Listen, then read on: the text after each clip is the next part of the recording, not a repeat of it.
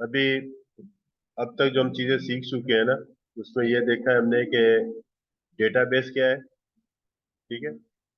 फिर database management system क्या है, पुराने सिस्टम क्या थे, और डेटाबेस मैनेजमेंट सिस्टम्स जो है दोनों में फर्क क्या है।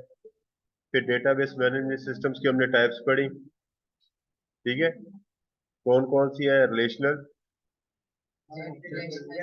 ऑब्जेक्ट ओरिएंटेड, रिलेशनल, और उसमें से फिर हमने कौन सा पढ़ रहे हैं, रिलेशनल।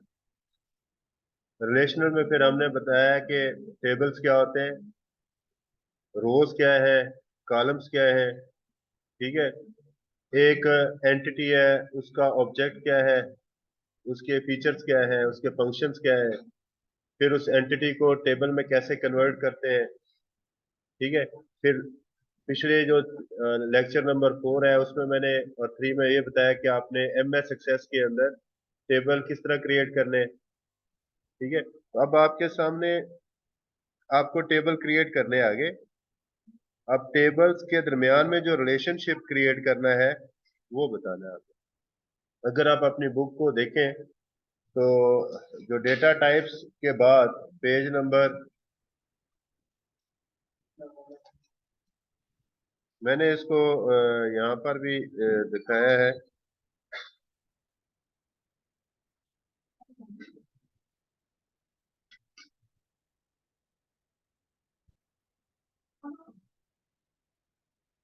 ये 8वें चैप्टर का मैंने आपको सेंड भी कर दिया पीडीएफ। ठीक है। इसमें अगर आप थोड़ा सा चेक करें, जो ऑलरेडी मैं पढ़ा चुका हूँ आपको, मैंने ये बताया कि डेटाबेस क्या होती है। यहाँ पर अगर आप चेक करते हैं तो डेटाबेस की डेफिनेशन लिखी हुई है। फिर मैंने आपको बताया कि डेटाबेस मैनेजमेंट सिस्टम क्या है। ठीक है। फिर मार्केट में available different database management systems है, जैसे माइक्रोसॉफ्ट एक्सेस है, ओपन ऑफिस बेस है। ठीक है। एसक्यूएल है, ओरेकल है, सैप है। तो इन सब को आप नेट से सर्च करके इनके बारे में थोड़ा सा लिख भी सकते हैं, एक पैराग्राफ नेट से सर्च करें कि मार्केट में available different relational database management system कौन कौन से हैं। ठीक है। हमने suitable database management system select करना है, इसमें से कौन सा बेहतरीन किस्म का है। तो इन्होंने, आपका चूंकि लेवल जो है फर्स्ट ईयर सेकंड ईयर का है, तो इसलिए यहाँ पर एमएस एक्सेस पढ़ाई जा रही है। तो जिसको एक्सेस का कॉन्सेप्ट है वो बाद में एसक्यूएल के ऊपर या ओरेकल के ऊपर भी अपनी पूरी परफॉर्मेंस दे सकता है। कोई इशू कोई नहीं है। बेस छोटे से स्टार्ट करते हैं, फिर आस्ता आस्ता कम्प्लेक्स सिस्टम्स की तरफ जाते हैं।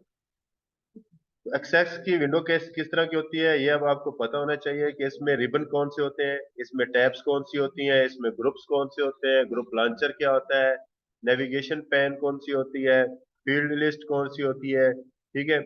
कंट्रोल आइकन्स कौन से होते हैं, स्टेटस बार कौन सी है, टाइटल बार कौन सी है। ठीक है।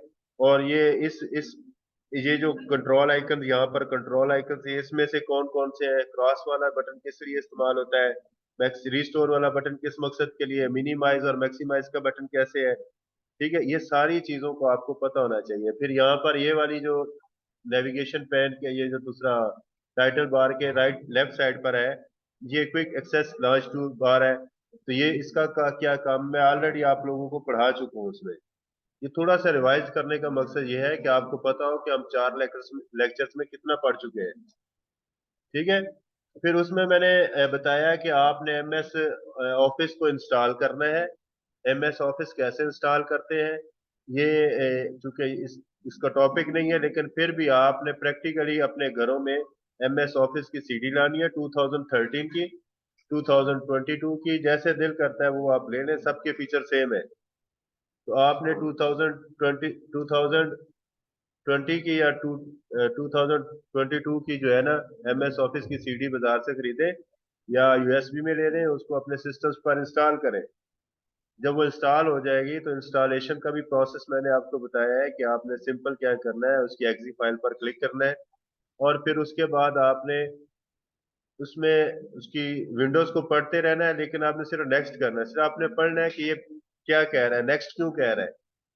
ठीक है, आपने इंस्टॉल सी में करना है, डी में करना है, आपने कस्टम इंस्टॉलेशन करनी है, आपने कंप्लीट इंस्टॉलेशन करनी है, आपने रिकमेंडेड इंस्टॉलेशन करनी है। सारे ऑप्शंस आपने बार बार इंस्टॉल करना है, बार बार उसको डिलीट करना है, अनइंस्टॉल करना है, ताकि आपको पता चले कि इंस्टॉलेशन कैसे होती है। ठीक है, नेक्स्ट स्टेप पे जब ये इंस्टॉल हो जाएगा तो फिर एमएस ऑफिस इंस्टॉल जब होता है तो उसमें एक्सेस भी है।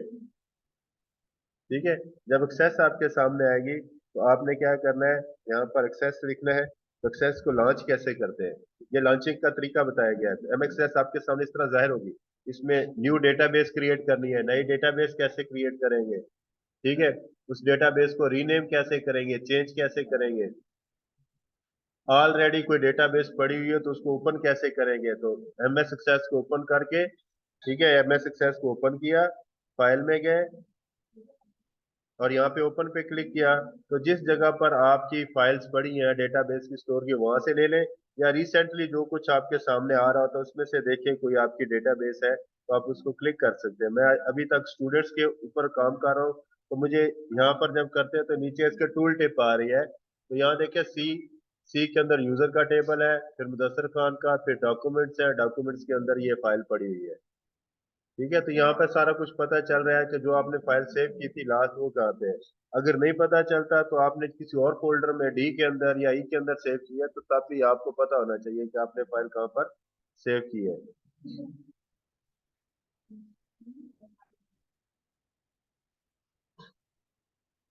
फिर डेटाबेस ऑब्जेक्ट्स कौन कौन से होते हैं ये आपको पता होना चाहिए। टेबल्स हैं, फॉर्म्स है, क्यूरीज है, रिपोर्ट्स है।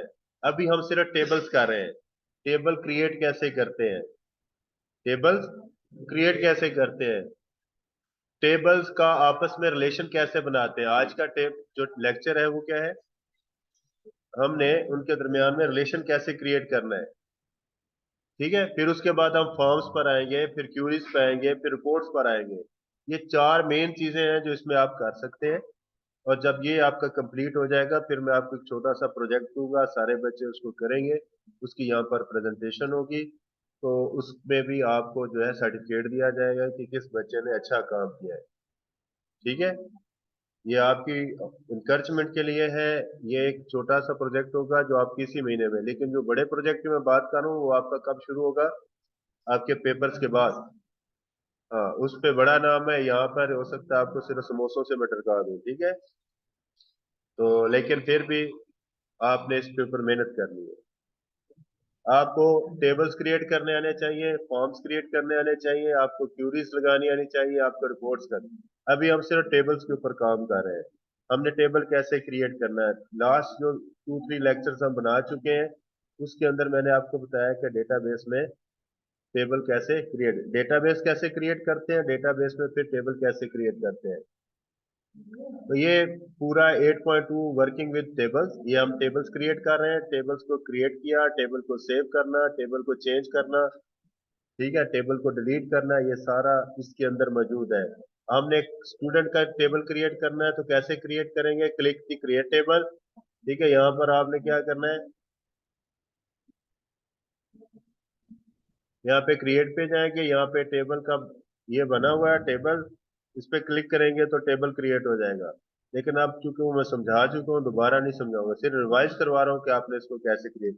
ये आपके पास टेबल क्रिएट हो जाए, किसी पे डबल क्लिक करेंगे तो उसका व्यू आपके सामने आ जाएगा। हर टेबल के कितने व्यूज हैं, दो व्यूज, डिजाइन व्यू। ठीक है, ठीक जी, एंटी नेशनल टेस्टिंग सर्विस,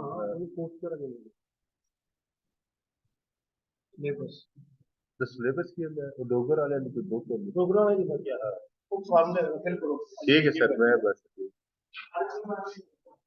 तो इसमें डेटा शीट व्यू है और इसमें डिजाइन व्यू है। ठीक है, डिजाइन व्यू को कैसे यूज करना है ये आपको भी मैंने थोड़ा थोड़ा बताया। ठीक है, क्योंकि आपकी बुक के अंदर है, वैसे ही जो बच्चे कंपटीशन में हिस्सा लेंगे उनको मजीद आगे टेक्निकल चीजों का बताएंगे। ठीक है, वैसे ये चलता रहेगा, डेटाबेस का ये हमारा रिपीट होता है ताकि आप लोग इस काबिल हो जाए कि कोई डेटाबेस क्रिएट कर सके। ठीक है, आप अपने जनरल स्टोर का एक छोटा सा जो है वो बना सकते हैं, सिस्टम बना सकते हैं, सॉफ्टवेयर डेवलप कर सकते हैं। ठीक है, ये जो सेव मार्ट के ऊपर या दूसरी मार्केट प्लेसेस के ऊपर ये सॉफ्टवेयर पड़े होते हैं बारकोड रीडर्स के साथ, तो आपको बारकोड रीडर भी साथ अटैच करना बता दूंगा, इसके साथ बारकोड रीडर कैसे अटैच करते हैं। ठीक है, तो वो रीड कैसे करेगा। तो ये यहाँ तक हम कर चुके हैं। अभी हमारा जो आज का टॉपिक शुरू होता है उसमें क्या है कि हमने रिलेशन कैसे बनाना है। सबसे पहले वो तमाम टेबल जो इस्तेमाल में आ रहे हैं उनको क्लोज करेंगे आप। ठीक है, यहाँ पे डेटाबेस टूल्स हैं। यहाँ पर क्या है, डेटाबेस टूल्स है, उसमें रिलेशनशिप्स का है। तो ऑलरेडी मैंने ये डेटाबेस रिलेशनशिप बनाए हुए हैं, तो मैं यहाँ पे क्लियर लेआउट करता हूँ तो ये सारे के सारे क्या हो जाते हैं, क्लियर हो जाते हैं, जो ऑलरेडी मैंने बनाए हुए थे। तो रिलेशनशिप दोबारा करता हूँ तो ये रिलेशनशिप की विंडो ओपन होती है। यहाँ पे अभी आपको कोई रिलेशनशिप नजर नहीं आ रहा, तो ये रिलेशनशिप बनाना जरूरी है। टेबल्स के बाद दूसरा स्टेप क्या है, रिलेशनशिप। अब आपने पढ़ा है 7वें चैप्टर में कि रिलेशनशिप कितनी किस्म के हैं, 3 किस्म के। वन टू वन, इस तरह तवज्जो रखो, ठीक है, वो पीछे मत देखो उनके पास। देखिए, आपको मुझे समझाना पड़ता है, बाकियों की तरह मेरी तवज्जो नहीं जाती फिर। आप अच्छे बच्चे हैं तो अच्छे बच्चे बन के रहे। वन टू मैनी और मैनी टू मैनी। अब चूंकि यहाँ पर जो मैंने टेबल बनाया हुआ है स्टूडेंट का टेबल है, ये आपके पास स्टूडेंट का टेबल है। ये स्टूडेंट का आईडी है, ये स्टूडेंट का रोल नंबर है, ये स्टूडेंट की डेट ऑफ बर्थ है, ये स्टूडेंट की पिक्चर है। ठीक है, तो इसमें से प्राइमरी की कौन सी हमने बनाई हुई है, हमने इसको प्राइमरी की बनाया हुआ है। जब इसको हम किस व्यू में देखते हैं, डिजाइन व्यू में देखते हैं, तो ये प्राइमरी की बनी हुई है। अगर आप स्टूडेंट रोल नंबर को प्राइमरी की बनाना चाहते हैं तो इस पे क्लिक करें, और प्राइमरी की पे क्लिक करेंगे तो ये क्या होगी, प्राइमरी की इसको मिल जाएगी।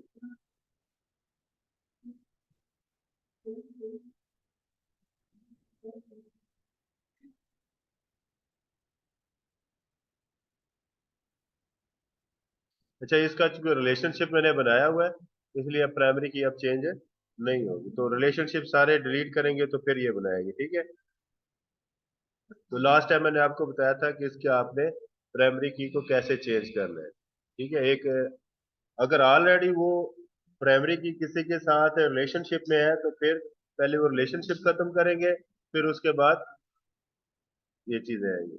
अभी हमने डेटाबेस टूल्स में जाना है, रिलेशनशिप पे क्लिक करेंगे, और फिर ऐड टेबल्स, हमने वो ऐड टेबल्स करने हैं। हमने स्टूडेंट का टेबल ऐड किया, तो स्टूडेंट का क्वालिफिकेशन के साथ रिलेशन क्या है,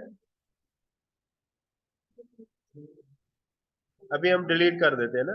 नहीं, एक स्टूडेंट की मल्टीपल क्वालिफिकेशंस हो सकती है, एक स्टूडेंट की, और एक क्वालिफिकेशन मल्टीपल स्टूडेंट्स की हो सकती है। तो मैनी टू मैनी रिलेशन है। मैनी टू मैनी रिलेशन के लिए आपको एक और टेबल क्रिएट करना पड़ता है। मैनी टू मैनी के लिए आपको एक और टेबल क्रिएट करना पड़ेगा जिसमें स्टूडेंट की आईडी भी होगी और क्वालिफिकेशन की भी आईडी होगी। फिलहाल हम वन टू मैनी का रिलेशन क्रिएट करते हैं। ठीक है, तो वन टू मैनी का रिलेशन कैसे क्रिएट करेंगे हम, कि हम यहाँ पर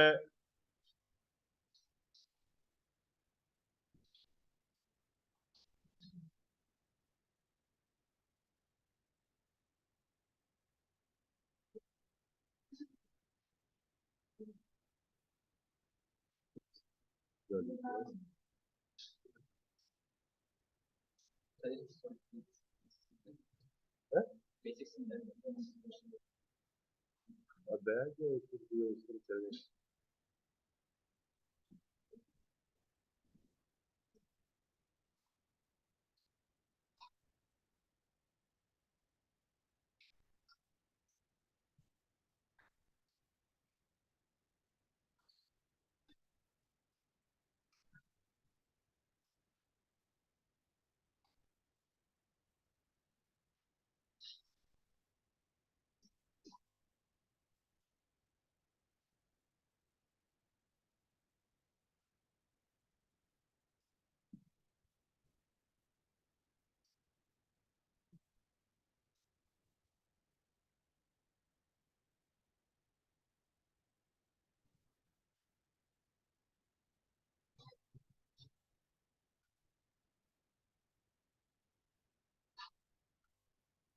अच्छा, अब इनके दरमियान में हमने क्या करना है, रिलेशनशिप करना है। तो स्टूडेंट आईडी को इस स्टूडेंट आईडी के साथ मैच करना है। इसको सिलेक्ट करेंगे, ठीक है, स्टूडेंट आईडी को, और आपका जो माउस है इसकी जो राइट क्लिक है, सॉरी लेफ्ट क्लिक है, इसको प्रेस किए रखेंगे और ड्रैग करेंगे स्टूडेंट आईडी तक।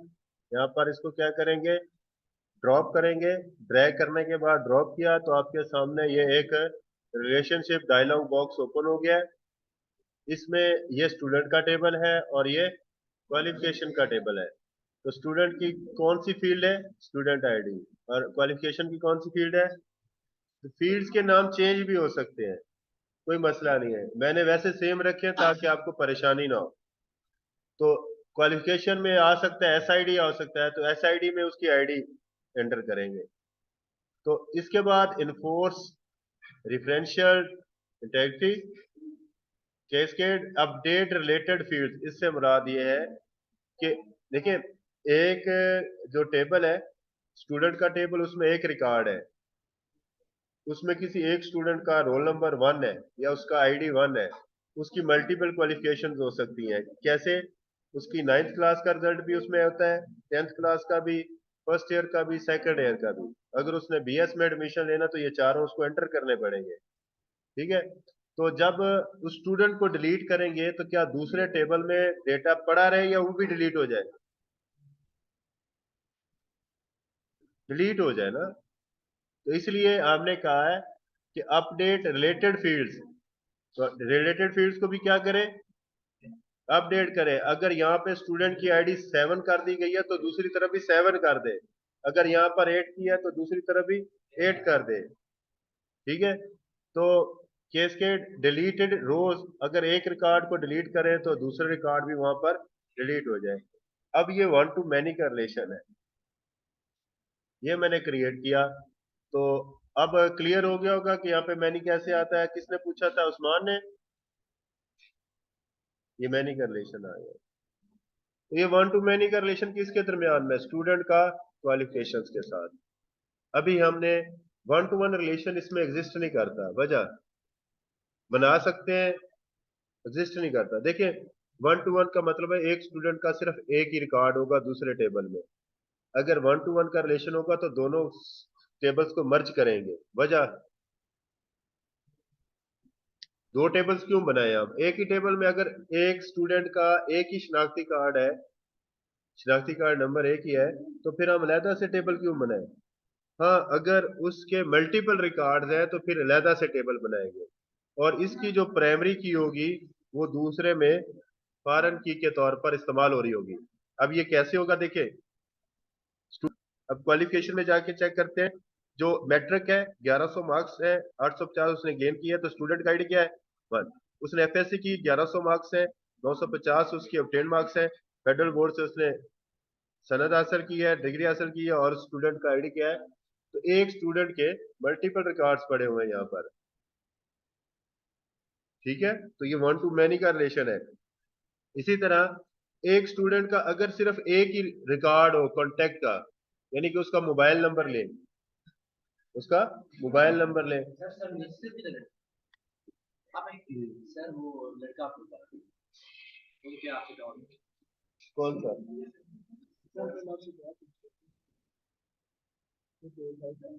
हाँ, तो आपने प्रिंसिपल को बताया। अच्छा बेटा, मैं क्लास ले लूंगा, तो ये तकरीबन 11:30 खत्म होगी क्लास। हाँ, 11:30 प्रिंसिपल ऑफिस से आ जाना, ठीक है, फिर हम वहाँ पे डिस्कस करते हैं। तो एफआईआर की कॉपी मिल गई आपको, चलिए ठीक है। देखिए, अब स्टूडेंट मोहित जो है ना, मोहित, उसका स्टूडेंट के टेबल में देखें तो उसका आईडी कितना है, 1 है।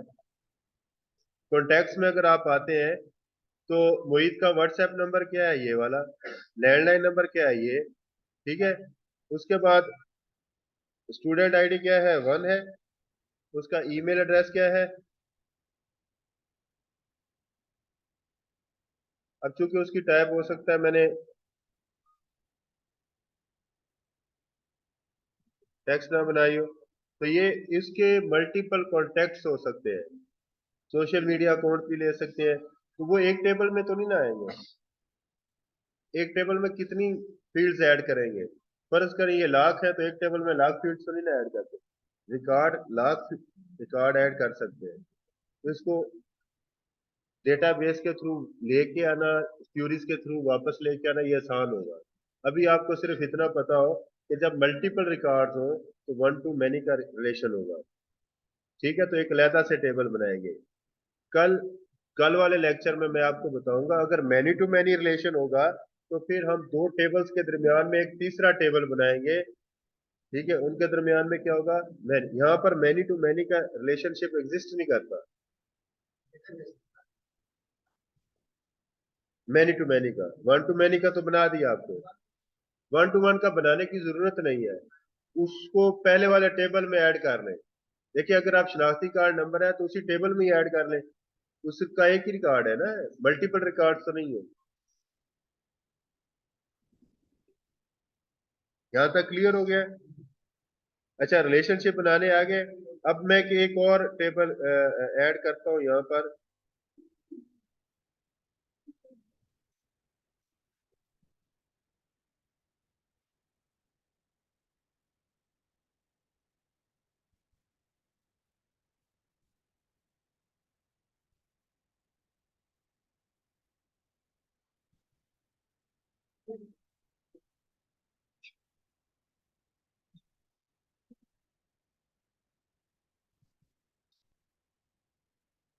मैं एक और टेबल ऐड करना चाहता हूँ, वो है कॉन्टेक्ट्स का। किसका? कॉन्टैक्ट नंबर का। ये कॉन्टैक्ट नंबर का टेबल मैंने ऐड कर दिया। अब एक स्टूडेंट के मल्टीपल कॉन्टैक्ट्स हो सकते हैं, तो आपने इस स्टूडेंट आईडी को सिलेक्ट किया, इसको होल्ड किया, ड्रैग किया,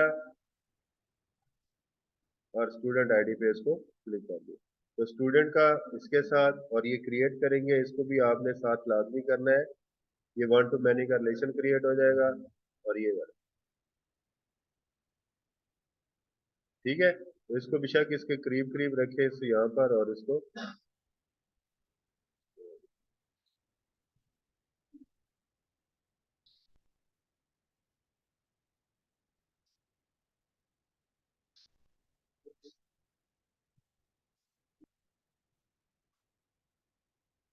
तो अब आपको पता चल गया है कि हमने रिलेशनशिप कैसे टेबल्स का आपस में क्रिएट करना है। उसको एडिट एडिट करने के लिए इसी के ऊपर क्लिक करेंगे। ठीक है, और एडिट रिलेशनशिप के ऊपर क्लिक करेंगे तो ये आपके सामने आ जाए। यहाँ पर आप चेंज कर सकते हैं। यहाँ पर आप इसकी आईडी कोई और, डेट ऑफ बर्थ को इसके साथ मिला सकते हैं, जो भी होगा इसके साथ। लेकिन जब भी रिलेशनशिप बनाना है तो ऑटो नंबर हो, या फिर कोई नंबर हो, नंबर को नंबर के साथ रिलेशनशिप बनाए तो वो ज्यादा मुफीद होगा। ठीक है, आप नाम को नाम के साथ भी कर सकते हैं। जहां पर जरूरत पड़े कि मुदस्सर खान का नाम आ रहा है, तो जहां जहां पे मुदस्सर खान आए तो भी लेके आ जाए, डेटा लेके आ जाए वहां से, उसके साथ कर दे। चाहे कोई और मुदस्सर हो, उसका शनाख्ती कार्ड भी डिफरेंट हो, लेकिन उसी नेम के आएंगे तो फिर वो रिलेशनशिप क्रिएट किया जा सकता है। बाय नेम भी किया जा सकता है, लेकिन ज्यादा बेहतर यह है कि न्यूमेरिक वैल्यूज को हम देखते हैं। वन टू वन तो जरूरी नहीं ना बेटा, स्टूडेंट है ना, स्टूडेंट में एक फील्ड ऐड कर देंगे आप।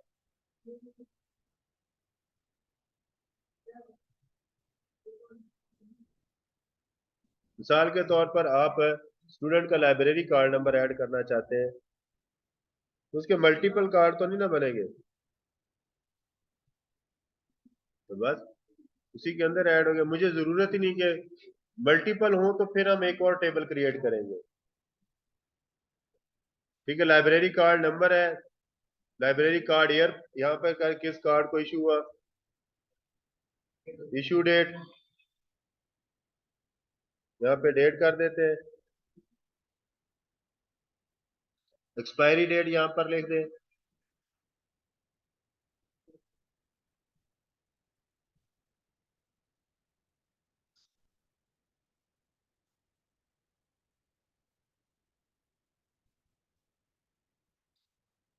ठीक है, यहाँ पर एक्सपायरी डेट भी आ सकती है। वालेकुम सलाम।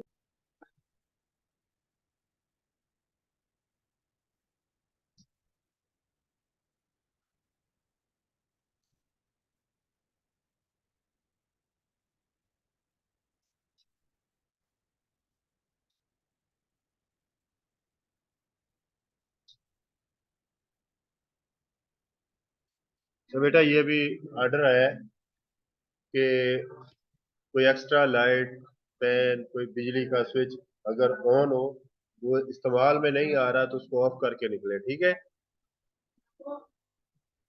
क्लियर है? ये एक्स्ट्रा चल रही है तो इसको बेशक ऑफ कर दो आपकी मर्जी। अच्छा, डिस्क्रिप्शन में लिख सकते हैं, वो नहीं आता। नहीं, वो जरूरी नहीं आया, आता नहीं है।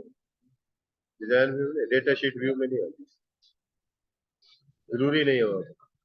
अब समझ लग रही है कि वन टू वन का रिलेशन कैसे है, वन टू मैनी का। कल मैं आपको पढ़ाऊंगा मैनी टू मैनी का रिलेशन। अभी आपने क्या करना है, अपनी बुक से यहाँ से स्टार्ट करना है, working with tables, creating saving edited table से यहाँ से स्टार्ट करते जाना है आपने। ये पढ़ना है, अभी बैठ के पढ़ना है अभी आपने। ये मूव करते चले, डेटा टाइप्स भी पढ़ेंगे आप, डेटा टाइप्स मैंने पढ़ा दिए हैं। फिर आपने ये रिलेशनशिप वाला यहाँ पे पढ़ना है, ये रिलेशनशिप्स आ गए हैं।